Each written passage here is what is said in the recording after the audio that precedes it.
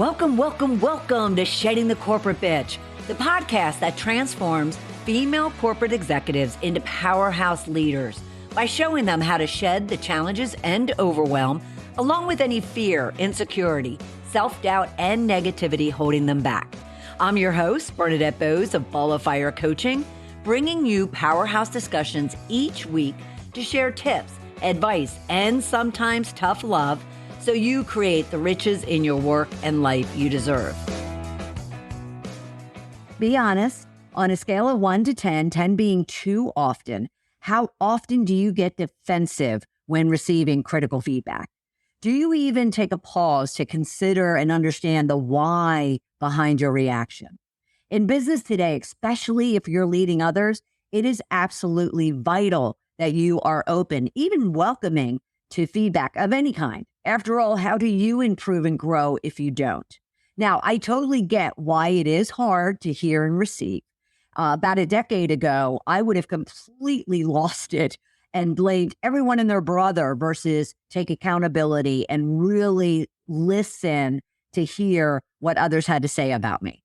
So in this episode, let's dig into the why you respond the way that you do and give you tips for how you can learn to welcome feedback of any kind and even model that behavior to those around you who you also need to be open and welcoming to feedback. All right. And then lastly, let's talk about the impact and the effect on you, on your career, and those around you, so you can be a powerhouse leader in giving and receiving feedback. What does it mean to go from defensive to open and welcoming when it comes to receiving critical feedback? It really comes down to the difference between a so-so manager and a powerhouse leader. So we're going to break down and walk through a number of things when it comes to the why, the how, and the impacts and effects that it has on you, your career, and those around you. So first, let's talk about the type of feedback that could cause someone to either go from welcoming on that scale of 1 to 10 to being defensive and putting their walls up. So formal types would be your performance reviews, any 360 assessments, or if there is performance improvement plans that are in place for you, and therefore more structured sit down, conversations with your direct manager or even HR. It could be even when someone is being recognized, awarded, or being showered with accolades. You'd be surprised at how many people get, defensive and shut down even when they're being praised, and they are just not comfortable in handling that. Situations could be when an issue comes up. Maybe something went astray or there was a major failure in the work that you were doing or your team was doing, and therefore that issue and what transpired needs to get addressed. So it's more almost reactionary. And then there is those offhanded comments that could be made in a group environment, in a one-on-one environment, whether it's at work or in your life, and it causes you to either welcome it or get defensive around it. So feedback can come in a variety of ways. And if you can learn to, if not even master, but even be open to receiving it, especially if it is meant with positive intention, then you'll become a better person for it. You'll be able to grow as a result of it. All right. So why is it important? Why it's important is because feedback gives you an opportunity to recognize where you're either excelling or you're being pulled down. So it gives you an opportunity to kind of consider where the gaps might be in what your expectations are or what your perception is and what might actually be acted on or perceived by other people. Now, we did have a conversation regarding perception versus reality in the last several weeks, so you can go back onto sheddingthecorporatebitch.com and take a look for that episode. But that is why it's really important for you to be open to receiving feedback, because it could help you recognize areas where your perception and someone else's reality is not necessarily aligned. There's also an opportunity for you to learn of any blind spots that you have, positive or negative. And what I mean by that is oftentimes we have a perception or a view of ourselves, of our qualities, of our talents, of our skills and expertise that is less than how other people perceive us and how other people see and experience and are impacted by us. So in an assessment, for instance, we might downrate ourselves when others highly rate our behavior, our action, our performance. So those are blind spots. Other blind spots could be just the opposite, where we do have a grander idea of our skills, our talents, our expertise, our contributions, our collaboration, our engagement with others, and yet others have a less than type of perception. And therefore, those blind spots on the high or the low, again, arm you with information that will allow you to improve and grow. And that's kind of the other reason why feedback is so important. I always tend to tell my clients, even my friends and my family, that until, I'm in the grave 6 feet under, I want to be improving and growing. Well, in order for you to do that, then we have to seek feedback. We have to seek insights and inputs and observations and experiences and encounters and impacts and effects that we're having on those around us. And it could be at home, it could be at work, it could be in the community, it could be in our social activities.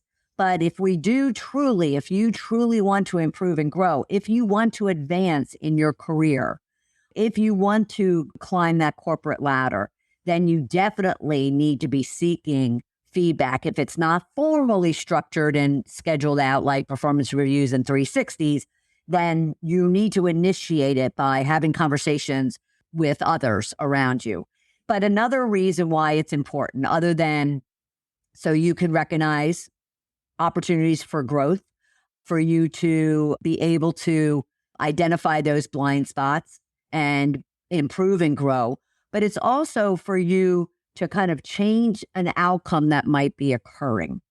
So for instance, if there is that issue that all of a sudden comes up, or there's that offhanded comment that all of a sudden is said or made, and you need to respond to it. You want to be able to influence and have control over the outcome. And if you don't have a really good understanding of why, just like we said at the very beginning, why you react the way you do when you hear certain types of feedback, then you're not going to be in complete control and be able to influence the outcome in your favor. So another reason why it's important for you to get feedback is so you can influence and even control outcomes of certain situations, because you have a really good grasp on how you're going to receive it. All right. And then lastly, why it's important for you to get very, very comfortable with feedback of any kind is, especially if you're a leader, is you need to be able to model the behavior you want from others around receiving feedback. So you're receiving feedback in your performance review 360 or a situation that might come up. And trust me when I say, just like a child with a parent, your people are watching you. Your people are observing your behavior, your response, your way of handling it, managing it, influencing, even controlling a situation. And therefore, if they see you respond in a certain way, then they're more apt to walk away and also respond in that way, good or bad. So if you are open and receiving to that feedback or that situation that might all of a sudden come up, then your people are going to walk away. And when they are in a similar situation, they'll respond in a similar way. To the contrary, if they see you getting defensive, if you getting abrasive, if you shutting down or, putting up walls, when it comes to hearing something that you just don't like, you don't agree with, maybe it is surprising you, well, they're going to see that as acceptable because, hey, their boss is responding this way, and that's how they're going to receive it. So if you're ever coming up against a situation with someone who's not necessarily being open to your constructive, positive, intentive feedback, then you might have to take a look at whether or not they're just simply modeling, shadowing what it is you're doing. All right. So that's why feedback of any kind is really, really important. But what are those typical responses that people have? It's not as if people run out into the world, into the company, into their team, and kind of embrace, oh, I love hearing crappy things about me and what I'm doing wrong and where I have my shortcomings and where I'm not good enough, or even like I said, even where I'm wonderful and how I'm contributing great value to them, so forth and so on. Because as I mentioned, people have as difficult time receiving compliments as they do receiving critical information or critical feedback. So typical ways that people respond, just like on the scale that I gave you at the very beginning, is being very open and very welcoming to it, to that defensive level. Or the responses, I should say, will come across in different ways. It may not be just defensive and walls. It could also be denial. It also could be deflecting or blaming other people. It could be anger, is how they're projecting when they're receiving that feedback. On the other side, on the 1 or 2, 3, or 4, it is that they are embracing, even the hard stuff as well as the good stuff, because they truly understand or want to understand where they can be improving and growing. Now, why one would be more open and accepting, and they're more accountable to their performance, to their behaviors, to their actions, thoughts, and words, is because they're at a point or a stage in their life where they are looking for change. Maybe not even a stage in their life as much as they do have ambitions. They do have big goals for themselves, whether they're in their early stages of their career or they're more seasoned in their career, but they still have great ambitions. And therefore, maybe some previous past feedback has been, in order for you to get to that next level, these are the changes we need to see. At first, they might have been more on the 6, 7, 8, 9, 10, but now as time goes by and maybe slowly they're working on things, they're actually more open, and or they gotten to the point where it's so painful, because unfortunately, sometimes we have to feel so much pain before we're willing to make a change, and it's so painful that they're continuing to get denied for a promotion. They're continuing to kind of butt heads with the people that they work with, or kind of coming up against a wall when it comes to the relationships, whatever the case might be. So they've reached a boiling point to where they recognize that, okay, obviously I need to take a closer look at myself and be more open to really hearing and understanding others' perception of me and how I'm showing up and how I'm performing, that I'm willing to break down my walls and become more accountable, more open, and more accepting of their feedback. So whatever it takes for someone to move from a 10, 9, 8, 7, 6 to even 4, 4, 3, 2, 1, sometimes it just takes time. Sometimes it takes maturity. A lot of times it will take what I call bitches.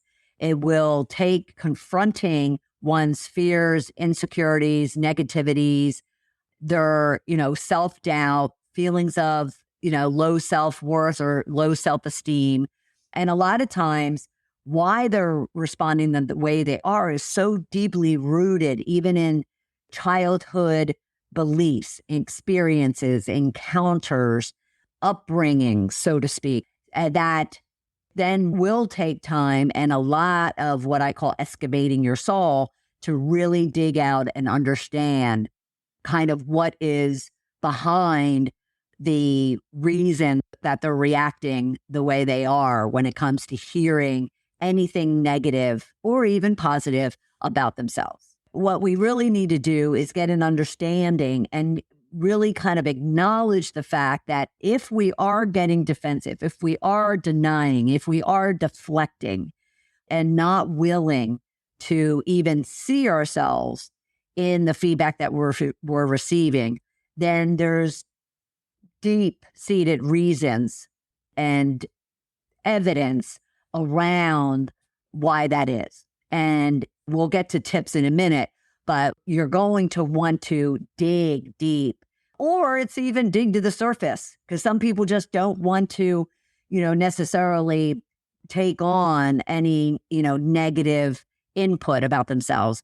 And therefore, it would be easy once they did, they recognize that the moment that they took accountability for something about themselves that isn't working for them, it actually kind of causes the power of that situation or that emotion or that behavior to just dissipate and disappear.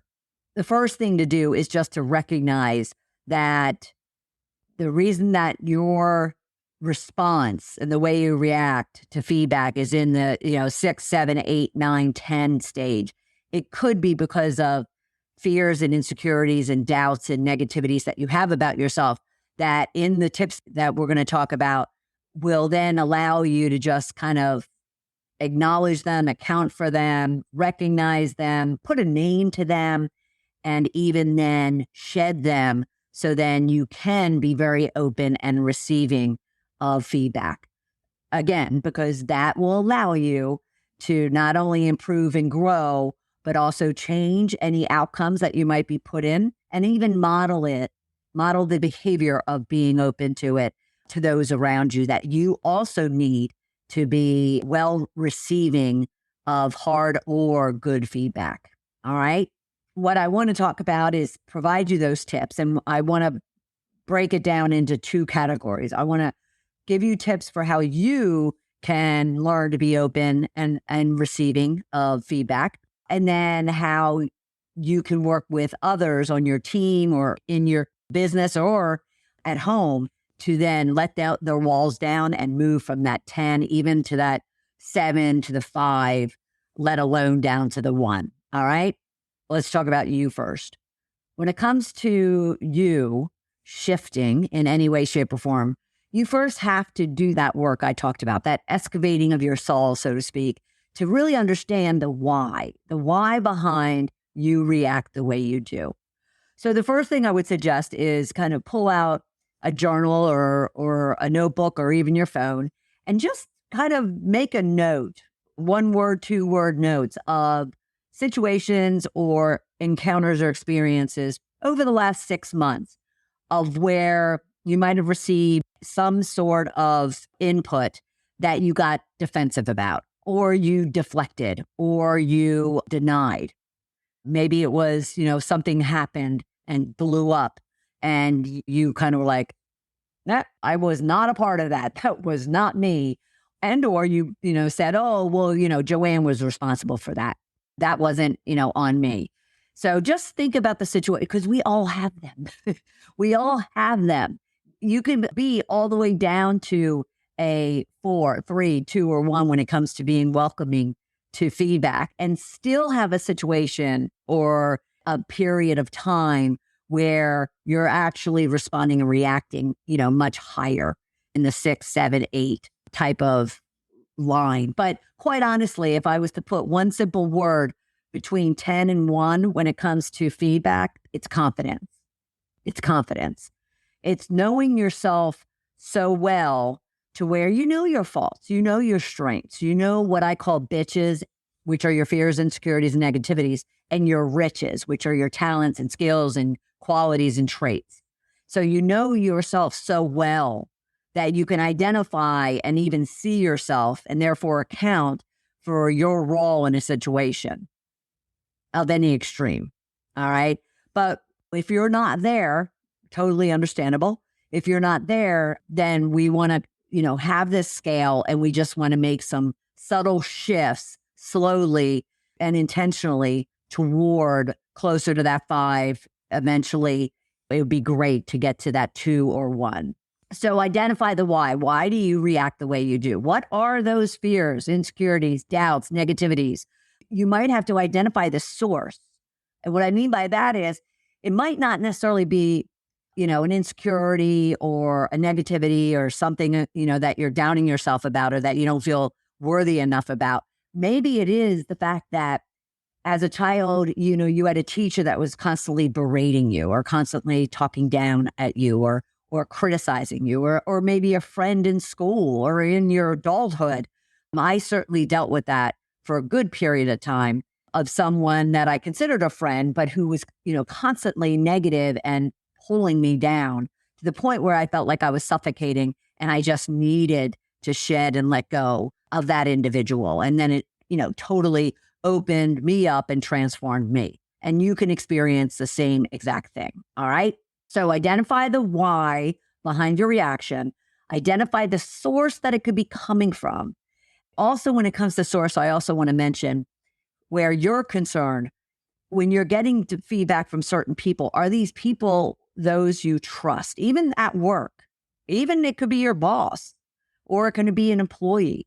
Is that a person that you fully trust, and therefore will be more open to their input than you would be if you didn't trust them, or you had, a bad relationship with them? And then you're just hearing wah, wah, wah, wah, wah from them. All right. So identify the why, identify the source. You also then want to really find evidence around those fears, insecurities, negativity, self-doubts that you might have, those experiences, encounters. But you also want to find the evidence that those things are justified around you being open and welcoming to feedback. So it could be the fact that you do have some fears around whether or not you're skilled enough or smart enough or capable enough. But then there's evidence to say, well, wait a minute, I'm in this position that I'm in for these reasons. I've overcome and I've changed and transformed out of this past behavior or this past attitude that I had or feedback that I've received. And I've, shifted and transformed from that in the past. And therefore, the evidence is that I don't have to be afraid of any type of feedback I'm receiving now, because sometimes I will fall short of someone's expectations and sometimes I will elevate from expectation. And therefore, I should be open and okay with any of it. So find the why, find the source, and then find the evidence that you might be in your head and creating drama that doesn't have the right to be there. Okay? So why, source, and evidence. And then one key area, one key aspect of moving from that 10 defensiveness down toward that 1, which is very open and welcoming. I mentioned confidence, but with confidence, it is trust. It is trust in yourself, even far before, there's trust in other people. There's trust in yourself that you are indeed a good person. You may fall short in areas. You may not be up to snuff, so to speak. You may even be well beyond. At the same time, you trust that you can and will change and transform and take this information, whatever it is, and use it in a good, constructive, positive way. So make sure you also really consider how much you trust yourself when it comes to change. Because again, that's exactly what feedback is all around. It's about improving and growing you. But that improve and grow is change. I happened to ask a room of clients several weeks ago to kind of rate themselves on a scale of 1 to 10. How open and willing are they to change? We weren't talking feedback. But again, someone's going to change as a result of feedback. It could be feedback from themselves or feedback from others. And that therefore they want to improve and change. And I was pleasantly surprised how open and willing they all were to change. At the same time, I also challenged them to kind of pay attention to that rating as they moved forward. And they were going into a period where they would be getting their performance reviews. So there would be feedback there. And therefore, really kind of pay attention to how open and welcoming they are to that feedback as it pertained to them then wanting and saying that they are willing to change. And I would suggest the same thing for you as well. Okay. And then one key area when it comes to yourself that you certainly can leverage to your need when it comes to feedback is your manager or those around you at home or at work that are giving you feedback. around any situation, whether it's your performance review or, like we talked about, a comment that just comes up offhanded. The one thing that you might also share with others is, how do you want to be given feedback? So if you haven't considered that for yourself, think about it. How do you want to be given feedback? Do you want it to be kind of straightforward, direct, professional, but at the same time, don't beat around the bush. Don't, coddle me. Don't soft shoe me, but give it to me direct. Or do you need it to be more soft-spoken, more motivational, more wrapped in positive reinforcement? And whatever means you want to receive feedback is no one's business but your own. And therefore, be okay with however you are open and will be welcoming and be willing to hear and pay attention and really listen to understand the feedback. So be honest with yourself, but then communicate that to those around you. Communicate that to those you're in a relationship with. Communicate it to your team members. Communicate it to your boss. Communicate it to HR. This is how I am open and I'm constructive and I'm present and attentive in receiving feedback, is if you were to do 1, 2, 3, and 4. But you first have to understand that for yourself. And many of you, and including myself for a long time, I never really sat down and intentionally thought about it and really crafted kind of my framework for how I want to receive feedback or even give feedback. So do that for yourself, okay?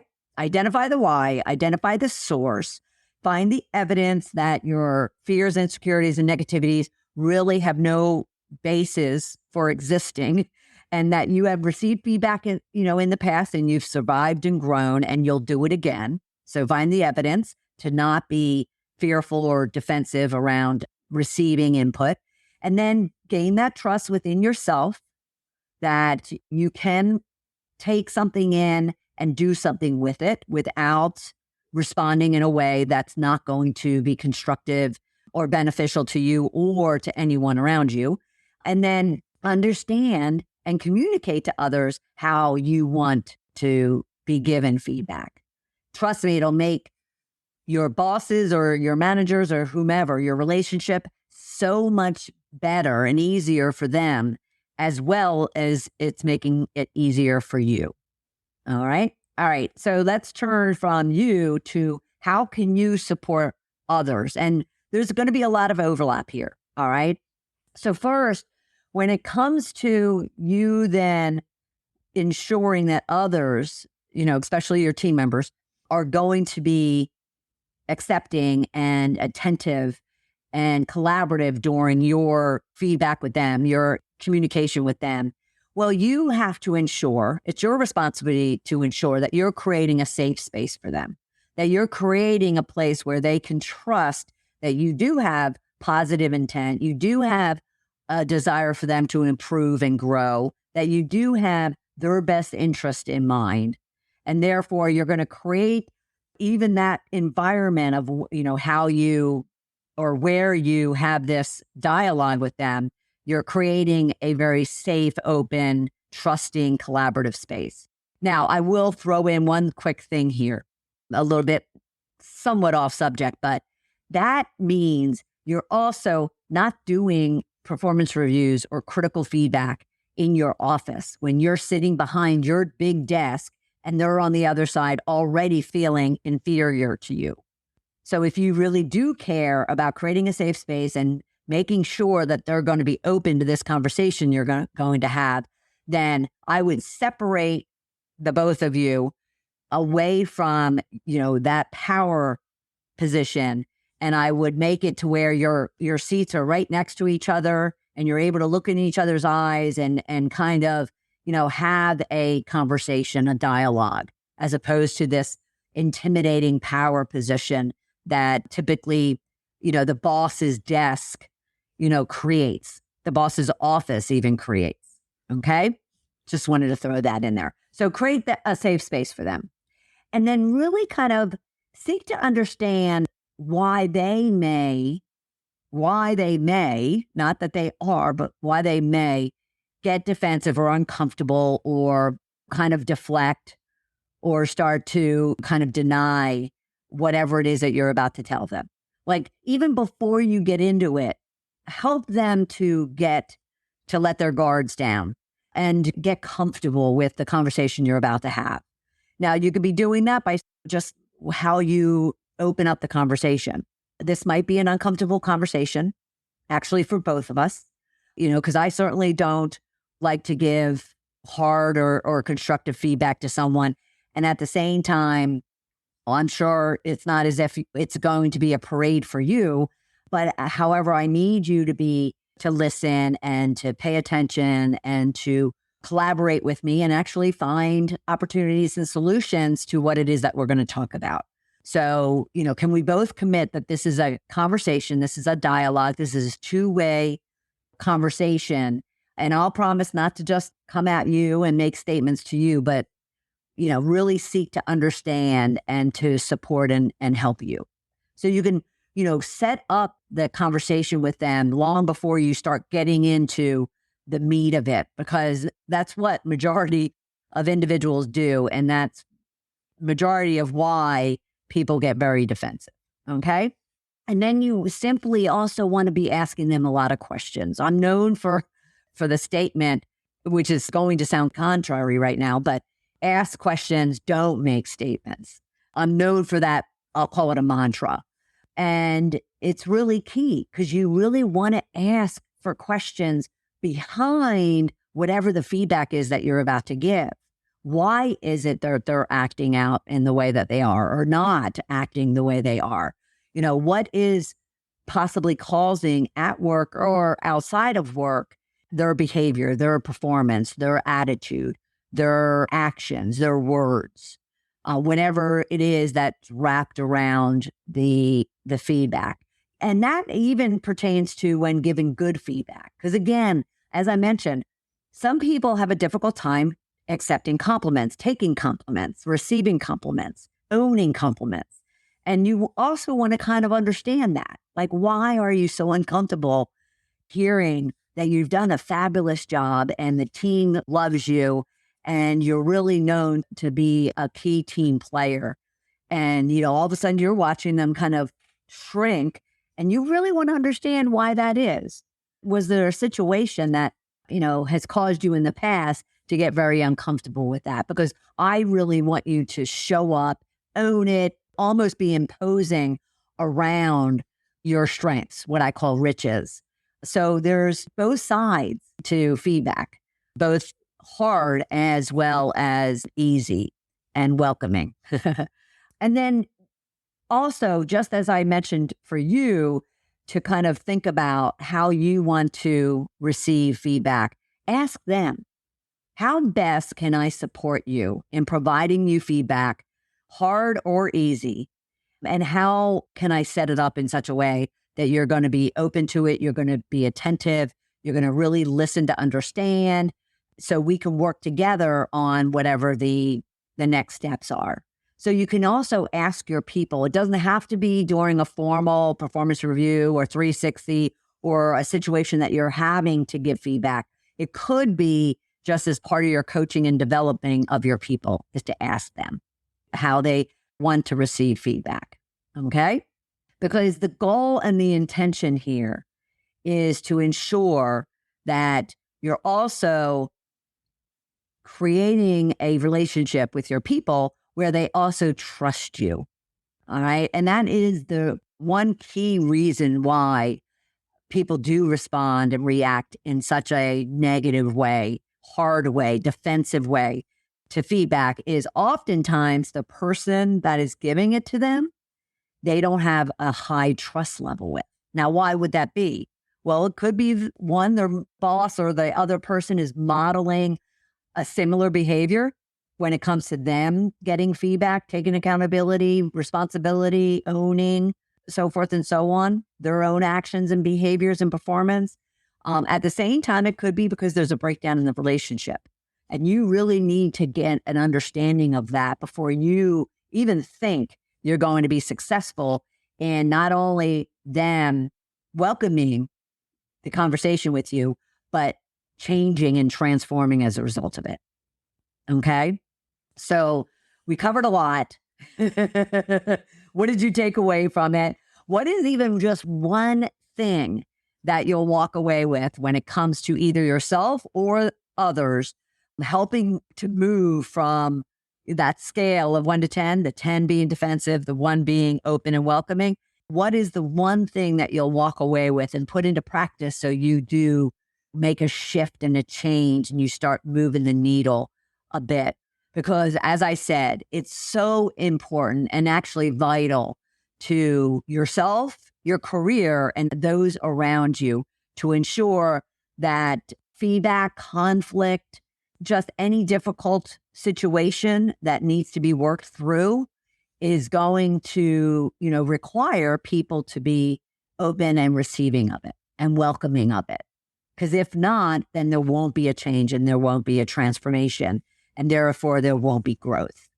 All right. So if you are challenged in any way when it comes to this subject, when it comes to communication, when it comes to dealing with conflict, when it comes to handling difficult, hard conversations or feedback, then book a call with me at coachmebernadette.com/discovery call. And let's put a plan together, give you tips and strategies that you could be acting on right now for yourself, with your team, and get you moving to be that powerhouse leader you're meant to be. All right.